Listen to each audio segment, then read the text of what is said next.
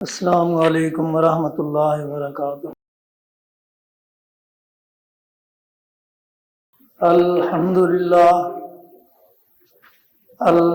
للہ نحمدہ ونستعینہ ونستغفرہ ونؤمن بہ ونتوکل علیہ ونعوذ باللہ من شرور انفسنا ومن سیئات اعمالنا من يهده الله فلا مضل له ومن يضلل فلا هادي له واشهد ان لا اله الا الله وحده لا شريك له واشهد ان محمدا عبده ورسوله اللهم صل على محمد وعلى آل محمد كما صليت على إبراهيم وعلى آل إبراهيم إنك حميد مجيد اللهم بارك على محمد وعلى آل محمد كما باركت على إبراهيم وعلى آل إبراهيم إنك حميد مجيد اما بعد فإن خير الحديث كتاب الله وخير الهدي هدي محمد صلى الله عليه وسلم وشر الأمور محدثاتها وكل محدثة بدعة وكل بدعة ضلالة وكل ضلالة في النار أعوذ بالله من الشيطان الرجيم بسم اللہ الرحمن الرحیم اتل ما اوحی الیک من الکتاب واقم الصلاۃ ان الصلاۃ تنہی عن الفحشاء والمنکر ولذکر اللہ اکبر واللہ یعلم ما تصنعون۔ عن عبداللہ بن عمر رضی اللہ تعالی عنہ قال قال رسول اللہ صلی اللہ علیہ وسلم لا ایمان لمن لا امانۃ له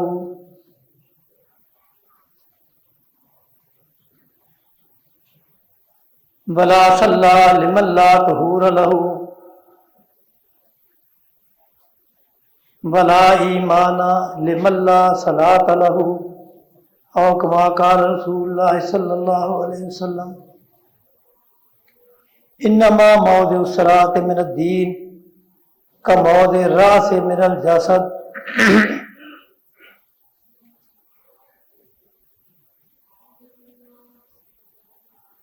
ہر قسم کی تعریفیں بڑھائیں کبریائیں اللہ وحدہ لا شریک کے لیے،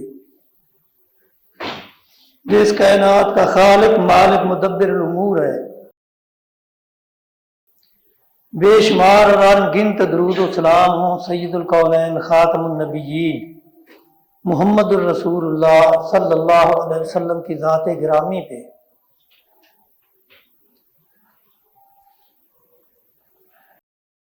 یہ جو آیت میں نے تلاوت کی ہے، اس میں ایک بہت بڑے رکن کا، اسلام کے بہت بڑے رکن کا تذکرہ ہے، اور یہ رکن وہ ہے جس کے بارے میں رسول اللہ صلی اللہ علیہ وسلم کا فرمان ہے اول ما یحاسب به العبد یوم القیامہ الصلاۃ۔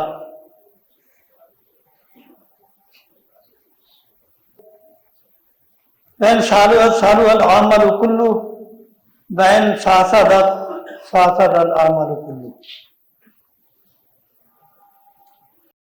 رسول اللہ صلی اللہ علیہ وسلم کا فرمان ہے کہ نماز اسلام کا اتنا اہم رکن ہے کہ قیامت کے دن سب سے پہلے اس کا حساب ہوگا۔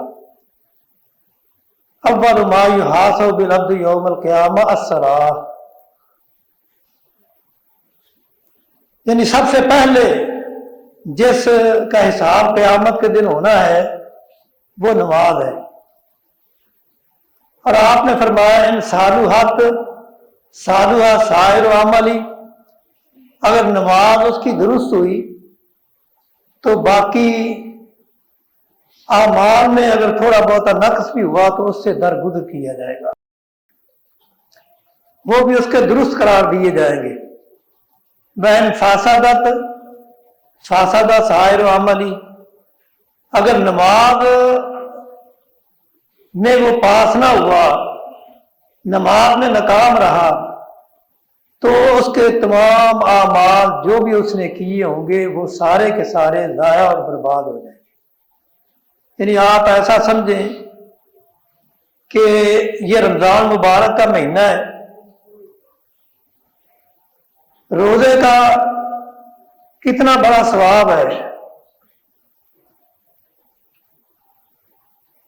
لیکن اگر نماز کوئی روزے دار نہیں پڑھتا یا نماز اس کی درست نہیں ہے تو اس کو روزے کا کوئی فائدہ نہیں۔ اسی طرح صدقہ خیرات ہے، زکوٰۃ ہے، یہ نماز جو ہے وہ تمام اعمال میں سے اتنی اہمیت کی حامل ہے کہ اگر کوئی شخص نماز نہیں پڑھتا تو وہ کتنے اچھے عمل کرے، کتنے رفع عامہ کے عمل کرے، اللہ تعالیٰ اس کے کوئی اعمال قبول نہیں کریں گے جب تک وہ نماز نہیں پڑھے گا۔ کیوں؟ اس لیے کہ رسول اللہ صلی اللہ علیہ وسلم کا فرمان ہے کہ نماز کو دین میں اتنی اہمیت ہے، نماز کا دین میں وہ مقام ہے جو انسان کے جسم میں سر کا مقام ہے۔ اگر انسان کا سر اس کے جسم سے دھڑ سے الگ کر دیا جائے تو کیا انسان زندہ رہ سکتا ہے؟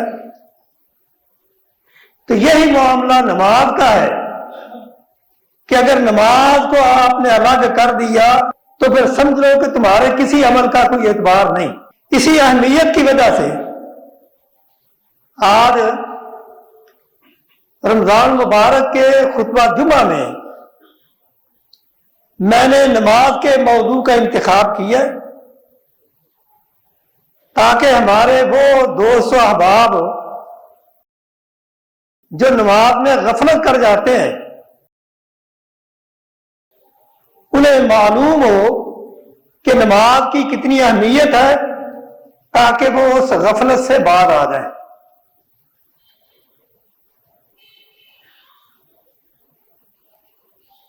کیونکہ نماز ایک ایسا عمل ہے جو کسی حالت میں بھی اللہ نے معاف نہیں کیا۔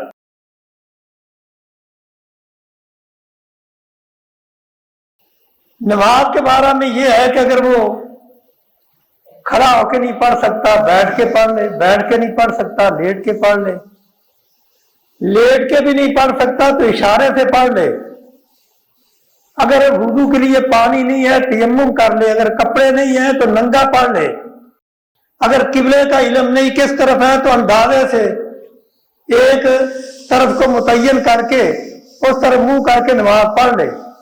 لیکن نماز کسی حالت میں معاف نہیں، حتیٰ کہ میدان جنگ میں بھی اللہ تعالیٰ نے اپنے نبی کو نماز معاف نہیں کی۔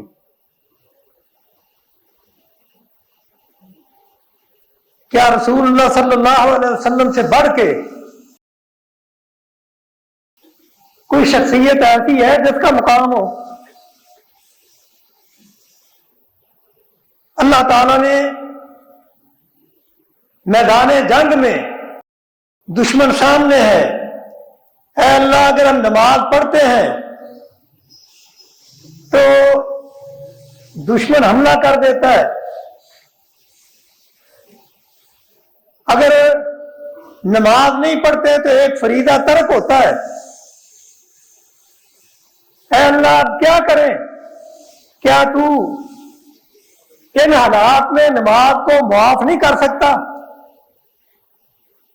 تو اللہ کی طرف سے آواز آتی ہے کہ اے پیارے پیغمبر، نماز کسی حالت میں معاف نہیں ہے.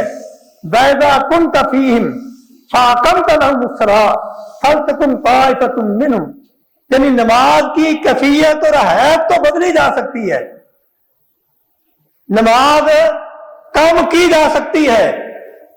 نماز یہ تمہیں اجازت ہے کہ اگر نہیں پڑھ سکتے تو چل پھر کے پڑھ لو، لیکن نماز معاف نہیں.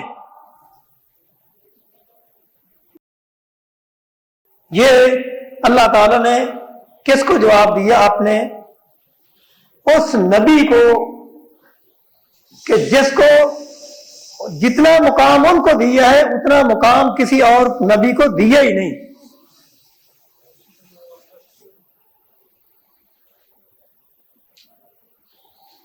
اور اسی لیے اللہ تعالیٰ نے فرمایا باقیم الصلاۃ وآتوا الزکاۃ وارکعوا مع الراکعین. اے پیارے، نماز بھی آپ نے پڑھنی ہے، حالت جنگ میں پڑھنی ہے، لیکن نماز پڑھنی بھی باجماعت ہے. فَلْتَكُنْ طَائِفَةٌ مِّنْهُمْ مَعَكَ وَلْيَأْخُذُوا حِذْرَهُمْ وَأَسْلِحَتَهُمْ. یعنی ایک جماعت آپ کے ساتھ کھڑی ہو جائے، وہ بھی اپنے ہتھیار اپنے پاس رکھیں، اور ایک جماعت وہ دشمن کے سامنے کھڑی ہو جائے. ایک رکعت آپ ان کو پڑھائیں، یہ ایک رکعت پڑھ کے دشمن کے سامنے چلے جائیں، اس کے مقابلے میں دوسرے آ جائیں. لیکن پیارے نبی، نماز معاف نہیں.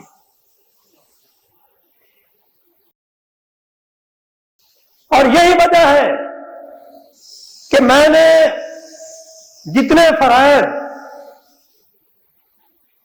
کا حکم دیا وہ آپ کو دنیا میں رہتے ہوئے زمین پہ فرشتہ بھیج کے حکم دیا. لیکن اے پیارے نبی، نماز میرے نزدیک اتنی اہم ہے کہ جب نماز کی فرضیت کی باری آئی، میں نے آپ کو زمین سے آسمان پہ، بلکہ ساتوں آسمانوں سے بھی اوپر جہاں تک میں نے چاہا، میں نے بلوایا، اور وہاں میں نے آپ پہ نماز فرض کی، وہاں میں نے آپ کو حکم دیا کہ آپ نے نماز پڑھنی ہے.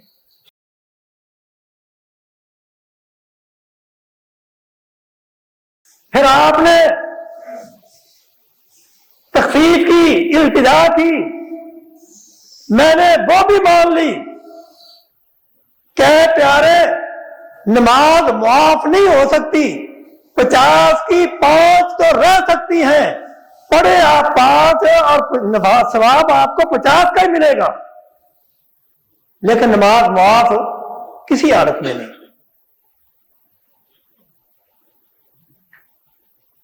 وما امروا الا ليعبدوا الله مخلصين له الدين حنفاء ويقيمون الصلاة ويؤتون الزكاة وذلك دین القیمہ.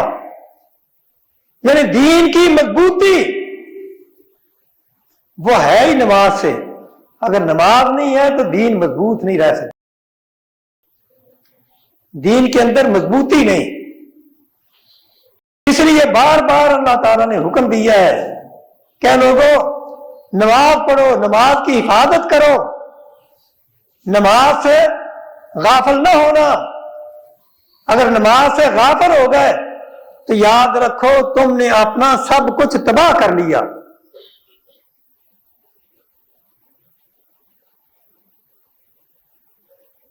اور رسول اللہ صلی اللہ علیہ وسلم نے ایک نماز آپ کی رہ گئی تھی، وہ بھی کب؟ جب آپ میدان جنگ میں تھے. کفار مکہ نے اتنا موقع ہی نہیں دیا کہ آپ عصر کی نماز پڑھ سکیں. تو وہ نبی جس نے کبھی کسی کو بد دعا نہیں دی تھی، اس نماز کے رہ جانے کی وجہ سے ان لوگوں کو ان الفاظ سے بد دعا دی جو نماز کے فوت ہو جانے کا سبب بنے. رسول اللہ فرماتے ہیں لعن اللہ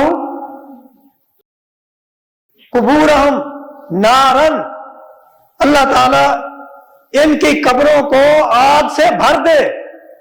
مانا اللہ قبورہم، یعنی اللہ تعالیٰ ان کی قبروں کو آگ سے بھر دے، یعنی یہ بد دعا کی آپ نے، ملا اللہ قبورہم نارن.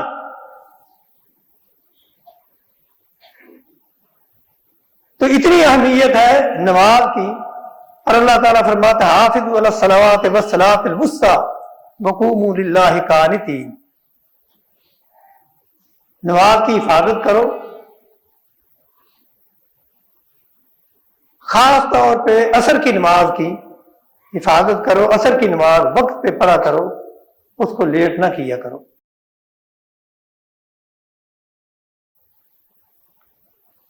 تو نماز اسلام کے 5 ارکان میں سے دوسرا رکن ہے اور اہم رکن ہے. کلمہ شہادت کے بعد جس کا تذکرہ ہے وہ نماز ہے. جس طرح کلمہ پڑھنا ہر ایک کے لیے لازم ہے، اسی طرح جو عاقل بالغ ہے، وہ چاہے مرد ہو چاہے عورت ہو، اس پر نماز پڑھنا فرض ہے. جس طرح کلمے کے بغیر اسلام نہیں، اسی طرح نماز کے بغیر بھی اسلام نہیں.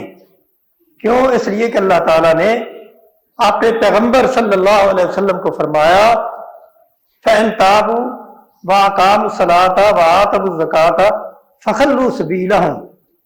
یعنی کفار مکہ کے بارے میں اللہ تعالیٰ نے فرمایا کہ اگر یہ توبہ کر لے، مسلمان ہو جائیں، اور مسلمان ہونے کے بعد نماز پڑھیں، زکوٰۃ ادا کریں، فَخَلُّوا سَبِيلَهُمْ، ان کو چھوڑ دو. اور اگر یہ کام نہیں کریں تو پھر جہاں یہ تمہیں ملے ان کو قتل کر دو. اور آگے فرمایا فَإِن تَابُوا وَأَقَامُوا الصَّلَاةَ وَآتَوُا الزَّكَاةَ فَإِخْوَانُكُمْ فِي الدِّينِ. اگر یہ توبہ کریں، نماز پڑھیں، زکوٰۃ ادا کریں تو یہ تمہارے دینی بھائی ہیں. جو آتا ہے نا انما المؤمنون اخوہ، مومن آپس میں بھائی ہیں. یہ مومن بے نماز نہیں، یہ وہ مومن آپس میں بھائی ہیں جو نمازی ہیں، جو نماز پڑھتے ہیں، نماز کی پابندی کرتے ہیں.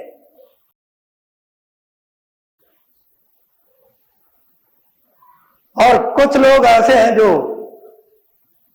کبھی پڑھ لیتے ہیں یا ایک پڑھ لی نماز باقی نہ پڑھی، تو ان کے بارے میں اللہ تعالیٰ فرماتے ہیں افتؤمنون ببعض الکتاب وتکفرون ببعض. یہ نماز جس طرح اسلام میں فرض ہے، اسی طرح جتنے پہلے مذاہب گزرے ہیں، آسمانی مذاہب، ان تمام میں نماز فرض تھی. ابراہیم علیہ السلام کا تذکرہ آتا ہے، وہاں بھی نماز ہے. اسماعیل علیہ السلام کے بارے میں آتا ہے، وہاں بھی نماز کا حکم ہے. موسیٰ علیہ السلام کا تذکرہ ہے، وہاں بھی نماز کا حکم ہے. زکریا علیہ السلام کا تذکرہ ہے، وہاں بھی نماز کا ذکر ہے. عیسیٰ علیہ السلام کا تذکرہ ہے، وہاں بھی نماز کا ذکر ہے. یعنی ان تمام کو نماز پڑھنے کا حکم تھا. نماز اتنا اہم عمل ہے، اور جو کوئی نماز پڑھتے ہیں کوئی نہیں پڑھتے، ان کے بارے میں اللہ تعالیٰ فرماتے ہیں افتؤمنون ببعض الکتاب وتکفرون ببعض فما جزاء من يفعل ذلك منكم الا خزي في الحیاۃ الدنیا ویوم القیامۃ یردون الی اشد العذاب. یہ بات یاد رکھو کہ کیا تم اللہ کی بعض حکموں کو مانتے ہو اور بعض کا انکار کرتے ہو. یعنی کچھ لوگ ایسے ہیں وہ کہتے ہیں ہم فجر کی ضرور پڑھتے ہیں. یہ فجر کی پڑھتے ہو تو باقی نمازوں کا انکار کرتے ہو. تو اللہ تعالیٰ فرماتے ہیں جس کا اس قسم کا عمل ہے اسے دنیا اور آخرت میں اللہ تعالیٰ ذلیل و رسوا کر کے رکھ دیں گے.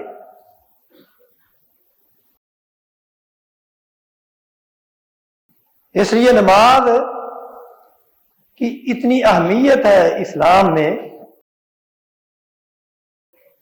کہ کسی موقع پہ رسول اللہ صلی اللہ علیہ وسلم نے نماز کی چھوٹ نہیں دی. حضرت معاذ بن جبل رضی اللہ تعالیٰ عنہ کو آپ نے یمن کا گورنر بنا کے بھیجا. جب وہ جانے لگے تو آپ نے انہیں فرمایا انکا تاتی قوما من اہل الکتاب، اے معاذ آپ ایک ایسی قوم کے پاس جا رہے ہیں جو اہل کتاب ہے، یعنی عیسائی تھے وہ یا یہودی تھے. تو لہذا جب آپ وہاں جائیں تو ان کو دعوت دیں کس کی؟ شہادت اللہ الہ الا اللہ وانی رسول اللہ. ان کو یہ دعوت دیں کہ وہ اللہ کے ایک ہونے کی گواہی دیں اور میرے نبی ہونے کی گواہی دیں. فَإِنْهُمْ أَطَاعُوا لِذَلِكَ، اگر وہ تیری یہ بات مان لیتے ہیں،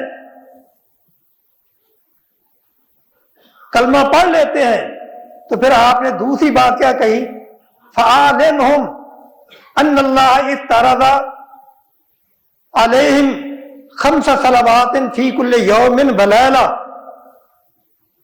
پھر ان کو یہ بتاؤ کہ اللہ تعالیٰ نے ایک دن اور ایک رات میں 5 نمازیں فرض کی ہیں، یعنی ایک نہیں، فجر کی یا عصر کی نہیں، بلکہ 5 نمازیں.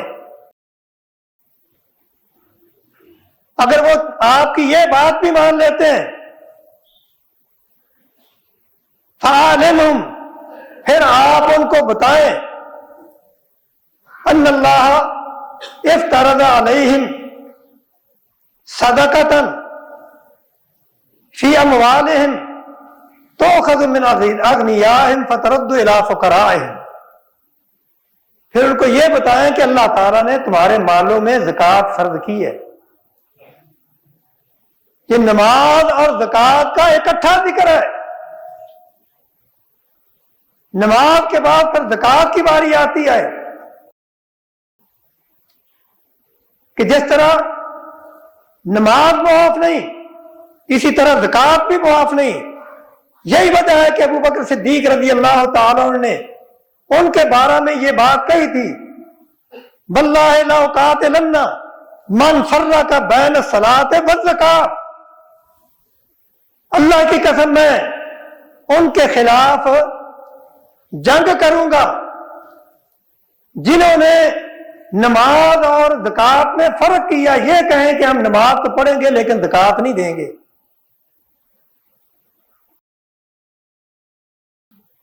کیونکہ زکوٰۃ یہ مال کا حق ہے. اگر کوئی شخص یہ نہیں دے گا، آپ نے فرمایا اگر انہیں ایک رسی بھی زکوٰۃ کی روکی تو میں ان کے ساتھ اسی طرح جہاد کروں گا جس طرح کفار کے ساتھ جہاد کیا جاتا ہے.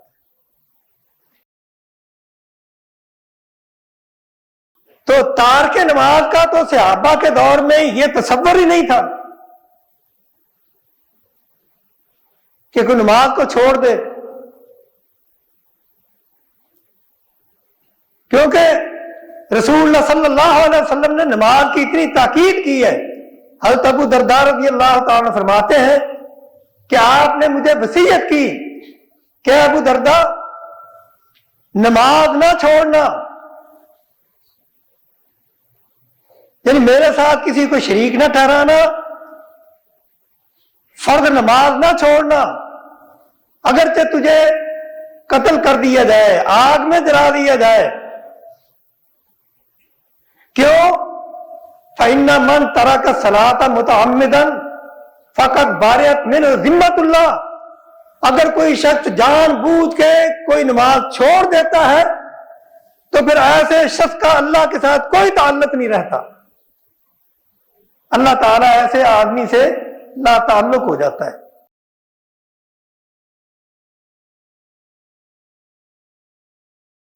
اور اللہ تعالیٰ نے رسول اللہ صلی اللہ علیہ وسلم کو فرمایا وَأْمُرْ أَهْلَكَ بِالصَّلَاةِ وَالزَّكَاةِ، کہ آپ اپنے گھر والوں کو نماز کا اور زکوٰۃ ادا کرنے کا حکم دیں. لا نسألک رزقا نحن نرزقک والعاقبۃ للتقوی، قیامت کے دن ہم تو اسے یہ سوال نہیں کریں گے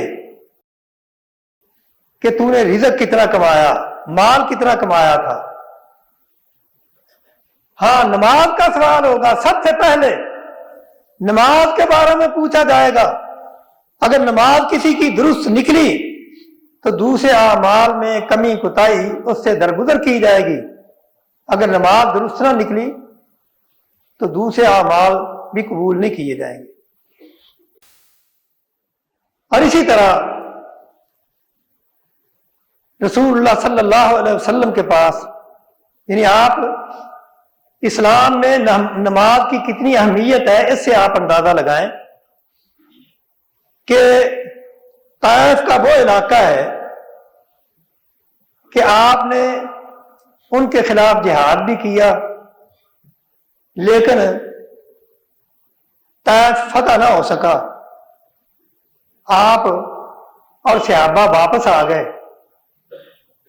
لیکن پھر اللہ تعالیٰ نے ان کو سمجھ دی، یعنی یہ وہی طائف ہے جہاں آپ تبلیغ کے لیے گئے تھے تو آپ کو پتھر مار مار کے لہو لہان کر دیا گیا تھا، یعنی آپ کی کتنی تمنا تھی، آرزو تھی کہ یہ مسلمان ہو جائیں، آپ نے ان تک اسلام کا پیغام پہنچانے کے لیے کتنی تکلیفیں اٹھائیں۔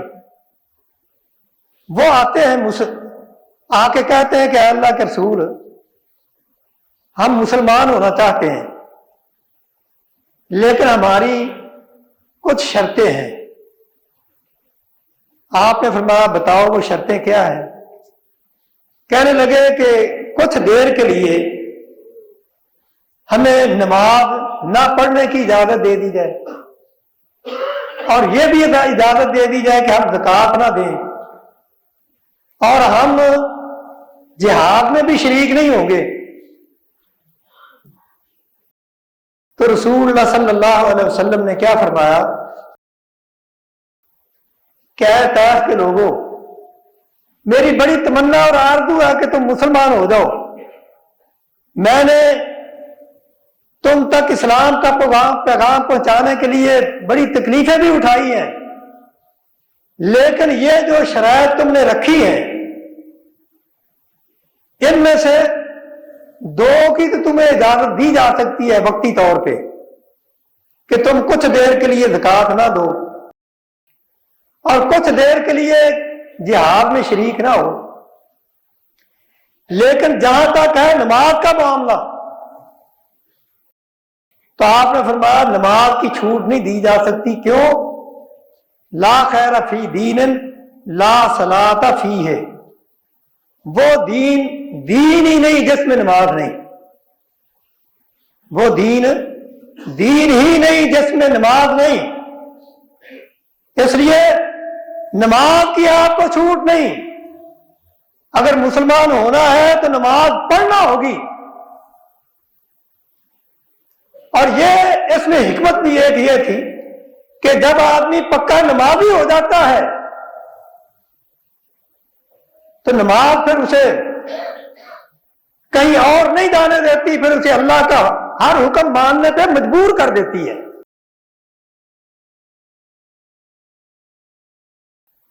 وہ نمازی ہمارے طرح کے نہیں کہ ہم نمازی بھی ہیں، حاجی بھی ہیں اور پھر لوٹ مار بھی لگائی ہوئی ہے، لوگوں کو دھوکہ بھی دیتے ہیں، جھوٹ بھی بولتے ہیں۔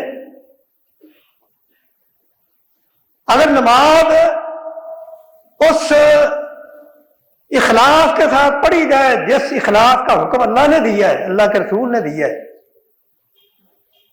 پھر نماز ہر گناہ چھڑا دیتی ہے۔ وہ آیت جو میں نے پڑھی ہے اس کا مفہوم ہی ہے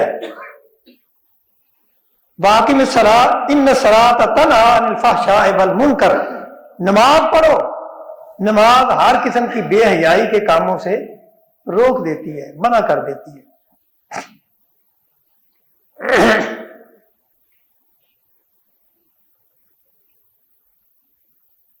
رسول اللہ صلی اللہ علیہ وسلم حضرت علی رضی اللہ تعالیٰ فرماتے ہیں کہ جب آپ بیمار تھے اس وقت آپ نے مجھے کہا کہ اے علی طبق لے کے آؤ، ایک سلیٹ لے کے آؤ تاکہ میں تمہیں کچھ لکھ دوں تاکہ میرے بعد لوگ گمراہ نہ ہوں۔ تو حضرت علی رضی اللہ تعالیٰ فرماتے ہیں کہ چونکہ آپ سخت بیمار سے فخشیت ان تفوتا نہیں، مجھے یہ خطرہ ہوا کہ اگر میں یہ سلیٹ وغیرہ ڈھونڈنے کے لیے چلا گیا تو کہیں نبی علیہ السلام کی وفات ہی نہ ہو جائے، تو میں نے آپ کو یہ کہا کہ اے اللہ کے رسول آپ مجھے زبانی بتا دیں، جو آپ نے کہنا ہے مجھے بتا دیں، میں یاد رکھوں گا۔ تو آپ نے ان کو کیا کہا؟ آپ نے فرمایا کہ میں تمہیں یہ وصیت کرتا ہوں کہ نماز کی پابندی کرنا۔ اوصا بالصلاۃ، نبی علیہ السلام نے مجھے نماز کی وصیت کی۔ اور ام سلمہ رضی اللہ تعالی عنہ ہماری ماں وہ فرماتی ہیں کہ رسول اللہ صلی اللہ علیہ وسلم جب آپ کی وفات کا وقت آیا تو آپ کے آخری الفاظ یہ تھے، اے لوگو الصلاۃ الصلاۃ، اے لوگو نماز کا خیال رکھنا، نماز کا خیال رکھنا۔ یہ کون وصیت کر رہا ہے؟ محمد الرسول اللہ صلی اللہ علیہ وسلم اپنی امت کو وصیت کر رہے ہیں وفات کے وقت، اے میری امت کے لوگوں نماز نہ چھوڑنا، نماز نہ چھوڑنا، نماز کا خیال رکھنا۔ وما ملکت ایمانکم، اور جو تمہارے متحد ہیں ان کا بھی خیال رکھنا۔ تو یہ آپ کے الفاظ اس وقت کے ہیں جب آپ دنیا سے جا رہے تھے۔ تو جو ہم روحانی بیٹے ہیں کہ نبی علیہ السلام کے، کیوں جی امت روحانی اولاد ہے نا کہ نہیں؟ بھی میں تو ہوں، آپ بتائیں آپ ہیں کہ نہیں؟ روحانی اولاد ہے نا؟ تو اگر روحانی اولاد ہے تو پھر باپ کی نصیحت پہ عمل کرنا چاہیے کہ نہیں؟ کیوں جی کرنا چاہیے نا؟ تو کیا آپ یہ وعدہ کرتے ہیں کہ جو دن میں ایک آدھ نماز پڑھتے ہیں وہ دن میں 5 نمازیں پڑھیں گے؟ ذرا ہاتھ کھڑے کرو۔ جو پانچوں نمازیں پڑھیں گے وہ ہاتھ کھڑا کریں۔ ماشاءاللہ، یا اللہ وعدہ میں نے لے لیا ہے۔ اور ایک اور حدیث سن لیں، رسول اللہ صلی اللہ علیہ وسلم نے فرمایا کہ جو انبیاء کا ساتھ چاہتا ہے، حضرت عمر رضی اللہ تعالیٰ عنہ وہ کہتے ہیں کہ میں نے رسول اللہ صلی اللہ علیہ وسلم سے پوچھا، اے اللہ کے رسول اگر میں کلمہ پڑھوں اور کلمہ پڑھ کے اس کے بعد میں نماز کی پابندی کروں، زکوٰۃ بھی دوں، روزے بھی رکھوں، تو مجھے کیا ملے گا؟ تو رسول اللہ صلی اللہ علیہ وسلم نے فرمایا کہ عمر اگر تو یہ کام کر لے تو تجھے قیامت کے دن نبیوں کا ساتھ ملے گا، قیامت کے دن تجھے شہیدوں کا ساتھ ملے گا۔ اور دوسری طرف آپ نے فرمایا کہ جو نماز کی پابندی کرتا، من حافظ علیہا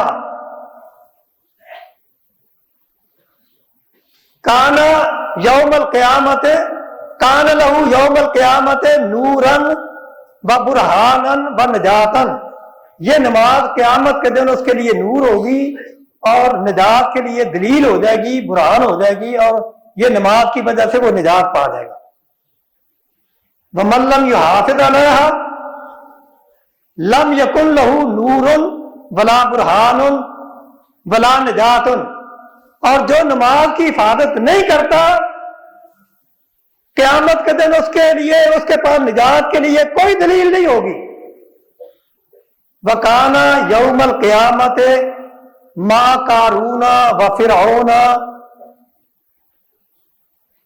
و حامان و ابی بن خلف،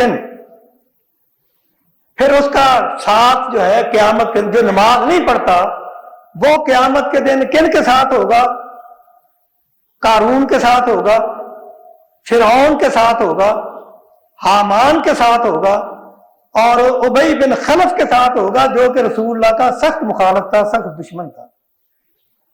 تب آپ خود بتائیں کہ آپ انبیاء کا ساتھ چاہتے ہیں یا قارون، فرعون، حامان اور ابی بن خلف کا ساتھ چاہتے ہیں؟ اور میری یہ تمنا ہے کہ اللہ تعالی ہم سب کو نبیوں کا ساتھ دے، اور ہم انشاءاللہ نماز کی اگر سستی بھی کرتے ہیں، میں اپنے ان بھائیوں کو یہ گزارش کرتا ہوں کہ دیکھ لینا کہیں اپنے تمام اعمال نماز کی وجہ سے خراب نہ کر لینا۔ اللہ تعالیٰ سب کو عمل کرنے کی توفیق عطا فرمائے۔ وآخر دعوانا ان الحمد للہ رب العالمین۔